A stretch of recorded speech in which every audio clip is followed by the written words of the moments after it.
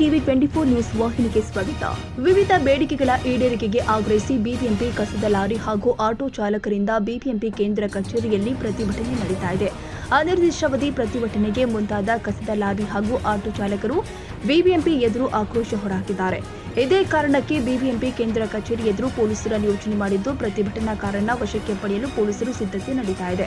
2 KSRP 2 BMTC ನಿಯೋಜನೆ ಮಾಡಲಾಗಿದೆ. ಕಳೆದ ಬಾರಿ ಕೆಲಸ ನಿಲ್ಲಿಸಿ ಪ್ರತಿಭಟಿಸಿದ ಕಸ ಸಾಗಾಣಿಕೆ ವಾಹನ ಚಾಲಕರಿಗೆ ಕೆಲಸ ಕಾಯಂ ಭರವಸೆ ಡಿಸಿಎಂ ನೀಡಿದ್ರು. ಬೆಳಗಾವಿ ಅಧಿವೇಶನದಲ್ಲಿ ಈ ಬಗ್ಗೆ ಚರ್ಚಿಸುವ ಭರವಸೆ ಕೂಡ ನೀಡಿದ್ದ ಡಿಸಿಎಂ, ಆದರೆ ಇದೀಗ ಭರವಸೆ ಈಡೇರದ ಹಿನ್ನೆಲೆ ಮತ್ತೆ ಪ್ರತಿಭಟನೆ ನಡೀತಾ ಇದೆ.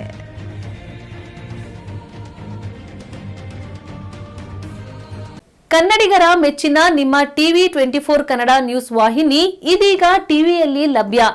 ಕರ್ನಾಟಕ ಮತ್ತು ದೇಶ ವಿದೇಶದ 360 ಡಿಗ್ರಿ ಸುದ್ದಿ ಹಾಗೂ ಉತ್ತರ ಕರ್ನಾಟಕ, ಬೆಳಗಾವಿ, ಬಾಗಲಕೋಟೆ, ಧಾರವಾಡ, ಹಾವೇರಿ, ಗದಗ, ಬಿಜಾಪುರ ಜಿಲ್ಲೆಯ ಕ್ಷಣ ಕ್ಷಣದ ವಿವರವನ್ನ ಪಡೆಯುವುದಕ್ಕೆ ಟಿವಿ 24 ಕನ್ನಡ ನ್ಯೂಸ್ ವಾಹಿನಿಯನ್ನ ಲೈಕ್ ಮಾಡಿ, ವಿಡಿಯೋಗಳನ್ನ ಶೇರ್ ಮಾಡಿ, ಕಮೆಂಟ್ ಮಾಡುವ ಮೂಲಕ ನಮ್ಮ ವಾಹಿನಿಗೆ ಸಹಕಾರ ನೀಡಿ ಮತ್ತು ಚಾನೆಲ್ ಅನ್ನ ಸಬ್ಸ್ಕ್ರೈಬ್ ಮಾಡಿ. Thank you.